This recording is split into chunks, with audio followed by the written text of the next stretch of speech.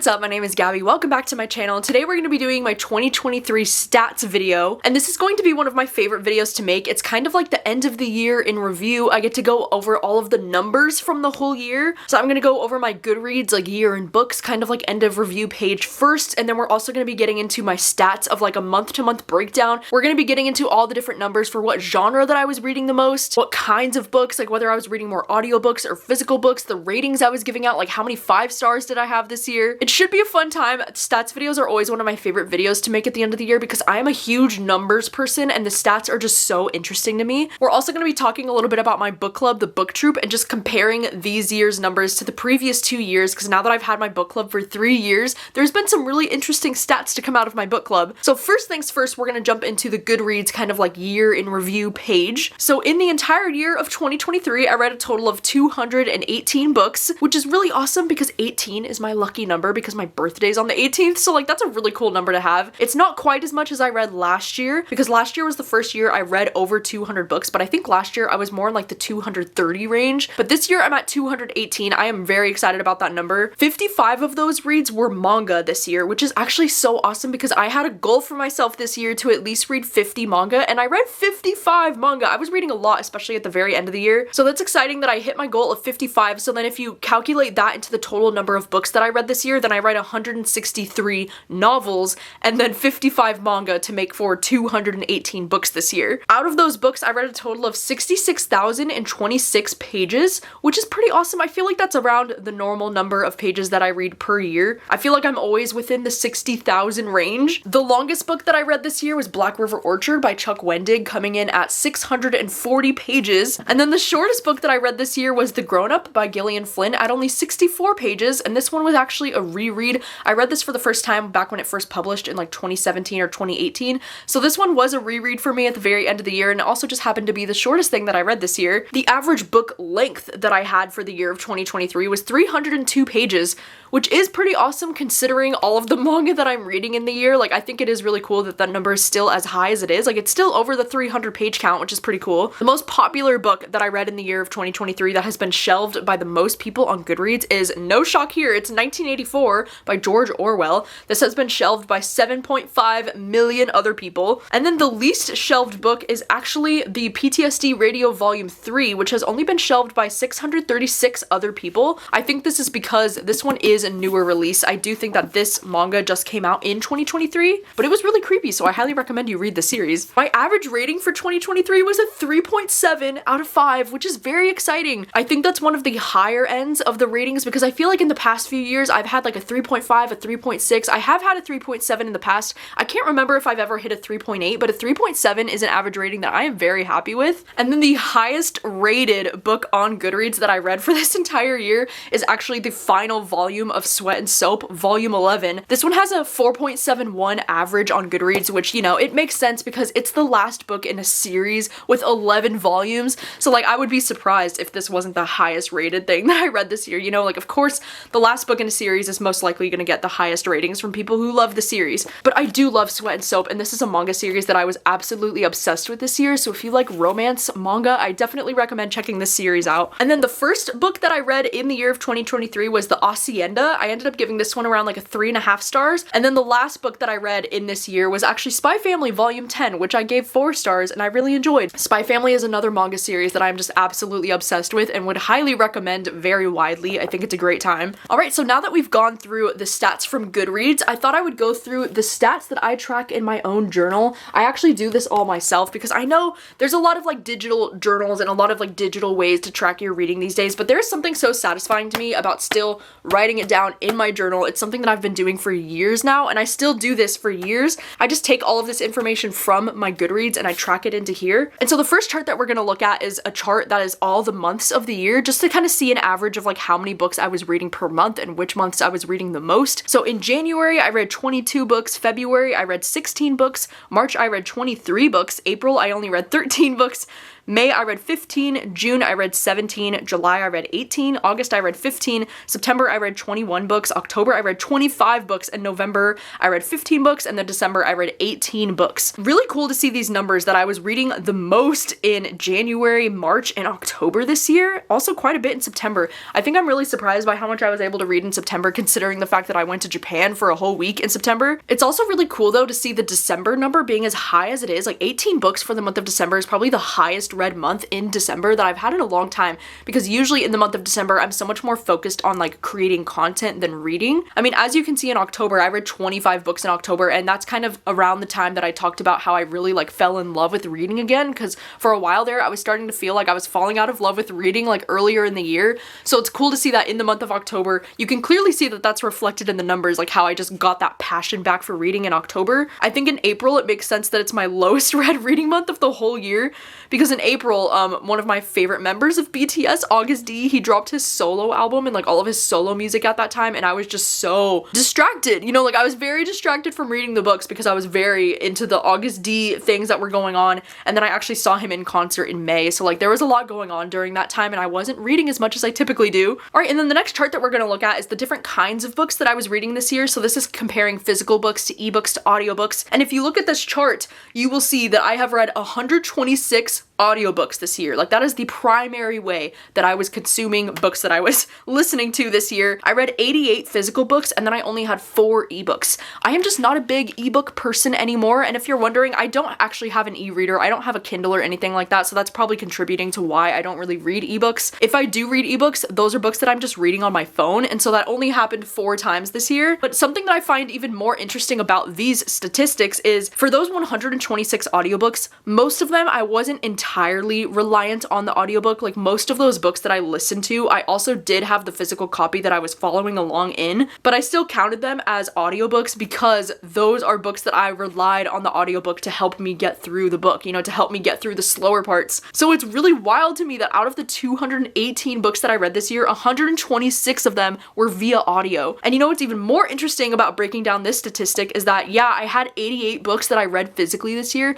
but that's including the manga that I read this year. So if we include the 55 manga that I read this year in those 88 reads, when you subtract the manga out of that, it's actually only 33 books that I read physically with my eyeballs this year. That is so wild, and I feel like that just really goes to show how much I've become an audiobook girly in the last few years, especially if you compare this year's stats video to previous years, which I will have linked down below, by the way, if you want to see the previous year's stats to see how I've changed as a reader through the years. I think it is very interesting to see how much of an audiobook person I've become over the years, and I love that. Like, I love audiobooks. I love that audiobooks make reading so much more accessible and easier sometimes. I am an affiliate with Libro, so if you want to check out Libro and go and support your local independent bookstores, you can get 2 audiobooks for the price of 1 with my link down below. But I think audiobooks are just such a great resource, and I highly recommend utilizing them because you can be reading during the downtime of like times where you might not be able to read otherwise, like while you're cleaning or doing dishes or doing laundry or driving. Like there are so many opportunities during the day to read that audiobooks are so useful for. So I'm such a big advocate for audiobooks, and I love to see these numbers, to see that I'm actually using audiobooks so often. I think that's so cool. So next chart will be my ratings for the year. So if we look at my average ratings this year, I had 55 5-star books, which is so exciting, and that number's a little bit higher than I was anticipating. I had 72 4-star books, which is my highest rating for the whole year. I had 60 3-star books, 24 2-star books, and only 6 1-star books, which I do think that's a pretty solid reading year all around. I mean, 55 5-star books and then 72 4-star books means that I really enjoyed 127 books of the 218 books that I read this year, so I feel like that is pretty high. I mean, obviously none of these ratings are including like DNFs or anything like that, so like there's a reason why I'm DNFing the books that I am, because then it would probably bring my average rating down by a lot. But the fact that I enjoyed 127 of the books that I read this year, 63-star books, like those are also decent ratings, you know, like those are books that I felt pretty lukewarm about, but I didn't hate those. So like the fact that I only really had about 30 books that were 2 stars and 1 stars, like I feel like that's a pretty good year for me. The next chart is going to be the male versus female authors, which is always really interesting and really fun to look at.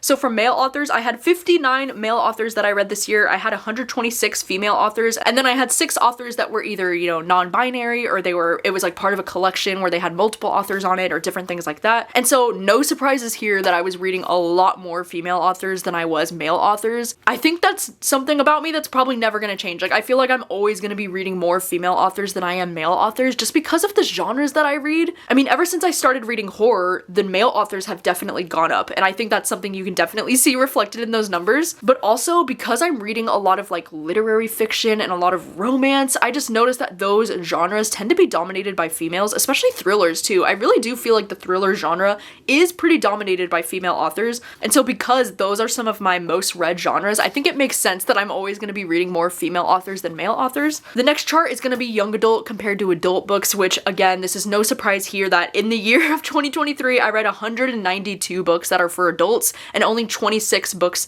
that are for young adults. I like to track this every year, even though I start to wonder if there's a point. Like, I guess I just like to see how many young adult books I'm actually reading throughout the year. And the fact that I still read 26 young adult books this year, I think is pretty cool. I don't think I'll ever get to an age where I like stop reading young adult entirely, but it's interesting that every year it seems like I read less and less of it. All right, the next chart is going to be what year these books were published in that I was reading this year, because for this year I read 104 books that were published in 2023. I read 37 books that were published in 2022, and then I read 77 books that were published before the year of 2022. I think these stats are very interesting because you can just clearly see by these numbers that I am a new release girly. Like, I read the new releases the most often. Because I'm a content creator and I'm here on YouTube, I want to be reading the new releases to stay up to date on like what everybody's talking about. People want to click on my videos because they want to see like what I think of the new books and whether it's something they should invest their time and money in, you know? So like, I think it makes sense that I'm mostly reading the new releases. I mean, I'm very fortunate to be working with a lot of publishers who are always sending me arcs of new books or sending me books, and then also like working with like Book of the Month all the time. I'm a customer of Book of the Month as well. Like, I love getting books from Book of the Month, and they always have new releases. So I think it makes sense that the majority of my reading for the year are gonna be the new release books, which is very exciting. But I also think the fact that I had 77 books this year that were more like backlists, like before 2022, I think that's also very exciting. If you were curious, the 3 books that were like the oldest published books that I read this year were 1984 by George Orwell, which came out in 1949 originally. And then I also read The Stranger this year, which was first published in 1942. And then without a doubt, the oldest book that I read this year was The Picture of Dorian Gray, which actually first published in 1890. So I think those are some really interesting stats. It's not very often that I read classics, so even the fact that I read 3 of them this year is like pretty wild to me. All right, and then the next chart that we're gonna look at is authors that I've read before, or if the author was new to me. In this year, I actually read exactly 100 authors that were new to me this year, and I read 118 authors that I've read before. I think it's really cool because if you've watched my stats videos like over the years, you'll see this number like slowly change, and I think that's so awesome because as I'm reading more and more, it's so often that I'll be picking up books from authors who I've read before, because the more books that you read, the more you get exposed to so many new authors. And I think that's really cool to see how things have changed over time, because like in my early years on YouTube and my stats videos that I would do like this, you could see that I was always reading like new authors more than authors that I've read before, because the pool of authors that I had to pull from for authors that I've read before was so small then. So I think what I'm just trying to say is that it's really cool to see that I have such a huge pool of authors now to choose from, of authors that I've read from before. I think it might always be this way now, where I'm reading more from authors that I've read from before than getting exposed to new authors. But the fact that I still read from 100 new authors this year, like, I think that's so awesome. All right, moving on to the genres that I was reading this year. This is one of my favorite stats of this entire thing. Like, this is so fascinating to me. It's no surprise to anybody that my top 3 genres of every year has always been thriller books, horror books, and romance books. At least that's been the case for me for about like the last 3 years now or so. Like, those have been my top 3 genres every single time. It hasn't always been this way for me because I wasn't really a big horror reader before the year of 2020. And 2020 was the first year that I really saw a significant number of horror books on my end of the year stats. And so it's really been an interesting change of pace for me, but those 3 genres have been my top 3 for the last 3 years. But for this year, the first time ever, thriller is not my number 1 genre that I read this year. And in fact, I read 44 thrillers this year, I read 59 romance books, and I read 74 horror books. So horror books is actually my most read genre of the whole year, which is so shocking to me. If you're curious where the other numbers fall, I read 12 contemporary books, I read 8 literary fiction books, I read 6 sci-fi books, 2 historical fictions, 5 fantasy books, 4 nonfictions, and 3 classics. You know what's so funny is I think I had a goal for myself at the beginning of this year to like read at least like 10 or 12 nonfiction books. I wanted to like read 1 per month or something. No, I only read 4, so completely failed on that goal. I think this is actually the lowest amount of nonfiction that I've ever read in a whole year. Like I only read 4. Something that I think is really interesting about these numbers though is the fact that I include manga within these genres, you know, and something that I think is really cool is the fact that most of the manga that I'm reading, like the 55 manga that I read, most of them are either romance or horror books. So I think it makes sense why those numbers feel significantly higher than the thrillers, because I don't think I'm reading any manga that I would consider to be a thriller. Like most of the manga that I'm loving, like Sweat and Soap or like Blood on the Tracks, like a lot of these are either romance or horror books. It is pretty significant that I read exactly 30 more horror books than I read thriller books in this year. It's just never happened for me this way before. Like I cannot believe horror is my #1 genre of 2023. Like that is so crazy. With that being said though, I thought it would also be really interesting to look at my best and my worst of the year and see which genres made my best and worst of the year. Because if we look at the 6 books that I gave 1 star this year, these are my 6 worst books that I've read in the year. 2 of them are horror books and 4 of them are thriller books. I think it's really interesting because 5 of them are authors that I've read from before. There was only 1 author on my worst list that I had never read from before. And then 2 of them were booktube picks, and then 1 of them was a book that I read for one of my other friends' book clubs. But how interesting that the 6 1-star books that I had this year were also horror or thriller books. It was more so thriller books. And then if we look at my top 15 of the year, some stats that I find very interesting is that my #1 book of the year was a horror book. 6 horror books made it into my top 15, while only 2 thriller books and 2 romance books made it into my top 15. So 6 horror books is definitely the majority of like what genre was dominating my top 15. So I think it explains why I read so much horror this year, because a lot of my favorite books of the year were horror books. But the statistic that I find the most interesting about my top 15 books of the year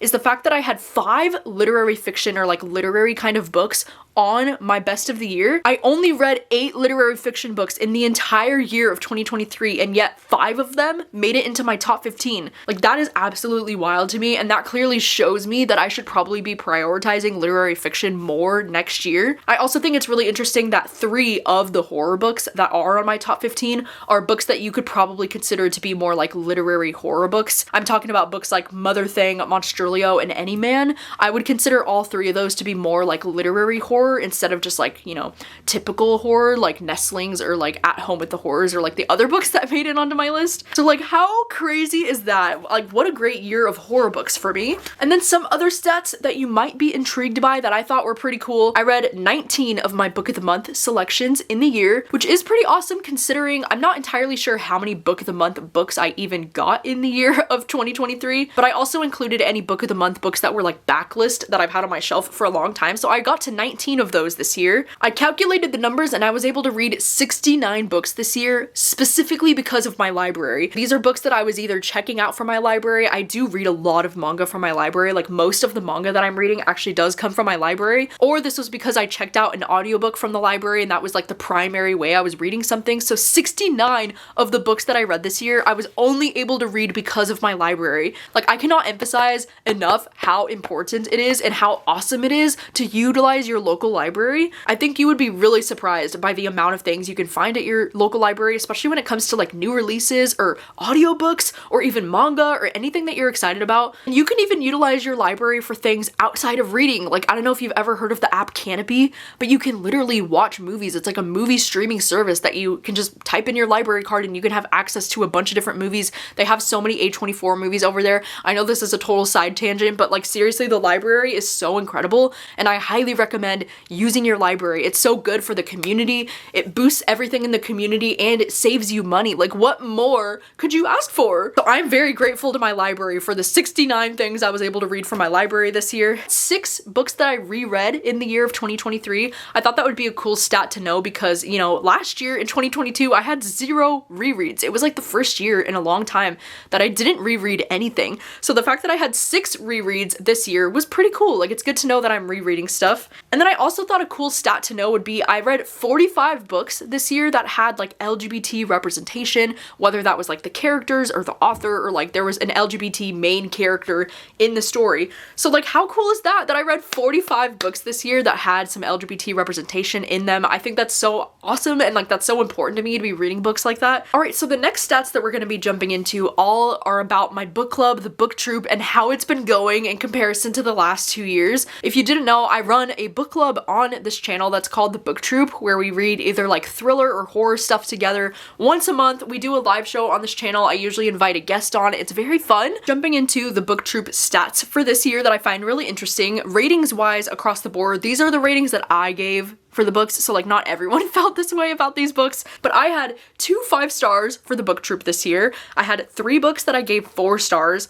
I had 1 3-star book for the Book Troop. I had 4 books that I gave 2 stars and 2 books that I gave 1 star. So if we look at this just breaking down numbers wise, I had around 5 books that I loved, you know, like I gave them 4 or 5 stars, so those are books that I loved. I had 1 book that I gave a 3-star that was kind of like a meh kind of read, like very forgettable, and then I had 6 books that I didn't like. So like if you break it down like that, it does look like for the most part I wasn't enjoying most of the book club reads that I had this year. I feel like, you know, I've had a silly little curse on my book club ever since it began, because this is actually the first year that I ever had a 5-star read for the book club that wasn't like a reread. Because if you didn't know, in the month of December, I like to do a reread of like one of my favorite books that I've read for the book club pick. So in the month of 2022, technically I did have a 5-star read, but that was the book Daisy Darker, which was technically a reread for me at that point. If we're getting technical, this year was the first year that I actually had a 5-star book for my own book club that was like not a reread. Like it was a book that just happened to be a book club pick that I ended up loving and giving 5 stars. It was the first time it happened, which was quite the big deal. Something that I thought was really interesting though in comparing this year to the previous 2 years, because you know, now that I've had the book club for 3 years, I think it is really interesting to see how the stats have changed over time. And so it's hard to say if this year was a more successful year than years in the past. I actually think my most successful year of the book troop was probably the first year, because in the first year, even though I didn't have any 5-star reads, I did have 5 books that I gave 4 stars. I had 4 books that I gave 3 stars, and then 1 book that I gave 2 stars and 1 book that I gave 1 star. But something that I think is really interesting about these stats, if you're looking at the numbers, is that every single year that I've had the book troop so far, I've had a total of 5 books that I've given either 4 or 5 stars to every single year. So like those are books that I would consider like a success. Like those were books that I enjoyed that I would recommend. It's not so much like the 3 stars or books that I didn't enjoy, but they were just kind of like meh. They were kind of forgettable. Like they just didn't hit as hard as they could have. So the fact that each year of the book troop I've read exactly 5 books that I've given either 4 or 5 stars to is really interesting to me. So out of the 35 book troop selections that we've had so far, I only have 35 because in the first year we only had 11 books because I didn't do a pick in December. So for the next 2 years we had 12, so it totals up to 35. So out of the 35 books that we've had as book troop selections so far, these are the top 15 from the last few years, and I've broken them down into, you know, like the top line here is from the first year of the book club in 2021. These were all the books that I gave 4 or 5 stars to, and then in 2022 these were the top 5, and then 2023 these were the top 5. At least for me personally, I don't think that these were the 5 most successful necessarily for everyone in the book club, but these were the top 5 of every year that I've enjoyed the most from my book club, and these were the only books that I would consider like a real success for me personally. I'm really hoping, you know, going forward into the new year, I'm hoping that I can even make that number higher. Like maybe if I could give 4 or 5 stars to just 6 out of the 12, like if I could get halfway to like enjoying half of the things that I have for my own book club, I think that would be fantastic. And you know, I'm really optimistic and looking forward to 2024 because I think I already have some really great picks lined up for the first 3 months of the year. But yeah, if you have participated in the book troop this year or years before, I would love to know, what is your favorite book troop pick that we've had as a selection so far? If you've been reading just in this year, or if you've been reading with the book troop for all 3 years, or however long you've been a part of the book troop, I would love to know which selection has been your favorite so far. All right, and then getting into the readathons that I hosted and participated in this year. This year we did host Summerween in the month of July, and it was so much freaking fun. It was actually the only Ween readathon we ended up hosting in the year of 2023, which is different, you know, because in the years in the past, we've done like almost a Ween readathon for like every single season, which has been a little bit overwhelming and maybe just a little bit too much. So I love the fact that this year we only focused on Summerween, and Summerween was such a blast. Like, it was such a huge success. It was so much fun. Me and Rachel actually filmed a music video for Ghosts on the Beach, which is like a rewrite of the Taylor Swift, you know, song Snow on the Beach. I rewrote the lyrics to be Ghosts on the Beach, and I filmed a whole music video for it with my sister. It was so much fun. It was definitely like one of the biggest highlights of 2023 for me, and I think I want to continue to do that for like every Ween readathon that we host going forward. I want to do like a rewrite of a Taylor Swift song and just get all cheesy and fun and do like a cute little music video. So I think that's going to be happening again for Winterween, so you can look forward to that soon. But I think going forward with Summerween, I'm probably only going to be hosting Summerween in the summer and then Winterween in the winter. I don't think I'm going to be hosting any more than that, because even just doing those week-long readathons is like a lot of work and a lot of preparation and a lot of time goes into those. So I can't wait. I'm really looking forward to bringing Winterween back in January. And then if you didn't know, over on my Patreon, I've been hosting a 48-hour readathon 3 times a year that's called Screaming Color. And basically the idea of this readathon is it happens over a weekend. It's like a Saturday and a Sunday, so it's a 48-hour long readathon where we read books that have the same color on the cover for 48 hours. And so this year in March, I did green books on the cover. In June, I did blue books on the cover. And then in October, I did red books on the cover. Screaming Color is just so much fun. I'm definitely planning to continue this like mini little readathons, like weekend readathons in 2024. So definitely be sure to check out my Patreon. It's available on all tiers on my Patreon. I can't wait to host another round of Screaming Color in March. I think it's gonna be so great. I also thought it would be a fun way for me to wrap up this video by talking about some of the videos that I made this year that I'm the most proud of. Like, not necessarily the videos that got the most views, but just the videos that I put a lot of time into that I'm very proud of that I made this year. Like, for example, one of the videos that I worked very hard on this year that I love how it turned out is the reading books recommended by RM of BTS. That's a video that I've been wanting to make ever since I became a fan of BTS at the beginning of last year, and this video was just so much fun. It was so great. You know, RM, or Namjoon, he's one of 2 of my biases in BTS, and it's so cool to have read some of his book recommendations. Like, that man has taste when it comes to books, because almost everything I read in that video I really enjoyed. I also really loved the video that I did reading horror books recommended by TikTok. I actually read my favorite book of the year, Any Man, from that video, which is so crazy. I can't believe that was originally a book rec that I got from TikTok. This is definitely a video that I've been considering redoing, so like let me know if you would like to see me recreate this video next year, because this is one of my favorite videos that I made this year. I also really loved the video that I did where I read thriller and horror books from Latin authors, especially because, you know, if you didn't know, I am a quarter Mexican. Like, my grandma is full Mexican, so it just felt really special for me to be able to do something like this. And this is definitely a video that I could see myself redoing in the future. And like in the last year or so, I did videos that were like reading Korean thriller and horror books and reading Japanese thriller and horror books. And so I'm glad to kind of continue this series of like reading thriller and horror books from a different culture and kind of seeing how it goes. I also, for the first time this year, I tried to do the like summer and fall reset kind of videos, where they're kind of like seasonal videos where I just get the chance to reset. I get to talk about my seasonal goals, seasonal favorites, and just kind of like reorganizing and cleaning up my space. I think these are actually very relaxing videos to make, and I really love watching them, so I'm glad that I finally made a few this year. I think these are videos that I would definitely like to continue doing next year. I also did an Instagram Controls My Life for the first time in like a couple years. It was actually so much fun. I'm thinking of doing another round maybe early next year, so definitely keep your eyes peeled on my Instagram. I'll have my Instagram link down below so you can click on it and check it out, and maybe follow me over there so you don't miss if I do another Instagram Controls My Life. I also continued a few different video series that I've had on this channel for a long time, like reading your thriller recommendations or reading your horror recommendations. Both of those videos went incredibly well this year, and I had so much fun making both. I also did another video this year where I read your favorite books of the year so far in November, and I did that video by like asking on my Instagram stories. I just asked people to like send in what their favorite books of the year were so far, and I got so many great responses, and I also found some of my favorite books of the year because of that video. So I think this is definitely a video that I want to bring back at the end of next year. Maybe even do like 2 rounds of this because of how successful it was for me. Like, I cannot believe all of the books that I discovered because of that. All of these videos will be linked down below, by the way, if you missed any of them. And then because I've also had my Patreon for about 2 years now, if you didn't know, every month on my Patreon, I'm over there making exclusive videos for like the top tier of my Patreon. Every single month I post at least 1, if not sometimes 2 exclusive videos every month that I'm working on. So I thought this would be a cool opportunity for me to share some of my favorite videos that I made for my Patreon this year. This year was really fun in particular because I made like a cooking and Q&A with each one of my family members this year. So I made one with Rachel, I made one with my mom, and I made one with my dad,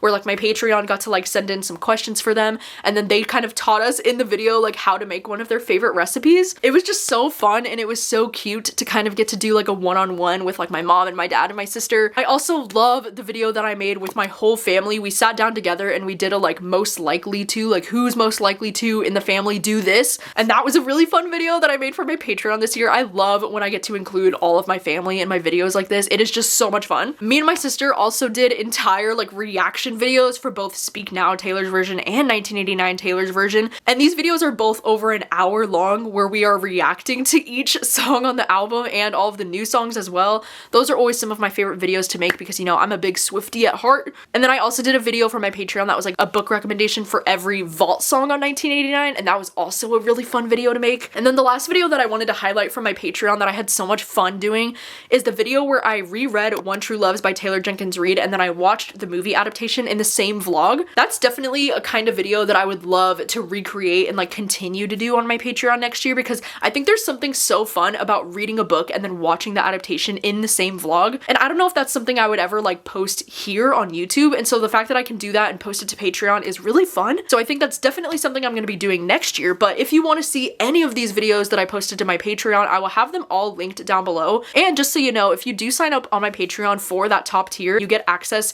to every single video that I've posted exclusively to Patreon. So if you sign up at any point, you will automatically gain access to every single exclusive video that I've ever posted over there. So that's something cool to know if you didn't know that. All right, so I think that wraps up my stats for the year of 2023. I really can't believe the reading year that I've had. Like, if you would have told me a few years ago that horror would be my #1 genre in 2023, I would have been like, you're kidding me. The fact that I've changed a lot as a reader has been really interesting to see because I think I definitely started as more of a romance reader. Like, romance is how I got into reading. I mean, I know I do credit Gone Girl with like really getting me obsessed with reading, but I've been a romance reader ever since I was like a young kid. You know, like romance has always been like one of my favorite genres to read, especially like when I was in high school. I would read a lot of like Nicholas Sparks and like I was into really like a lot of romance. I really think it would be fun to do a video at some point in the future kind of talking about like how my reading has changed over time. So if that's a video that you'd be interested in seeing, let me know and maybe I'll consider doing that like maybe around like my YouTube anniversary time, because my YouTube anniversary is in like late February and that's around that time I'll be hitting my 9-year anniversary on YouTube this upcoming February. So maybe it would be cool to do a video how I've changed as a reader throughout the years and just kind of talking about like going through old stats videos and kind of seeing how my reading has changed over time. I really do think that would be a fun thing to do. So let me know if that's something that you would want to see from me. And as always, thank you so much for watching. I would love to know how many books did you end up reading in the year of 2023. Let me know some of your stats, like what was your most read genre for the year? How many 5-star books did you have this year? Please let me know all of the things down below in the comments. And thank you so much for watching as always,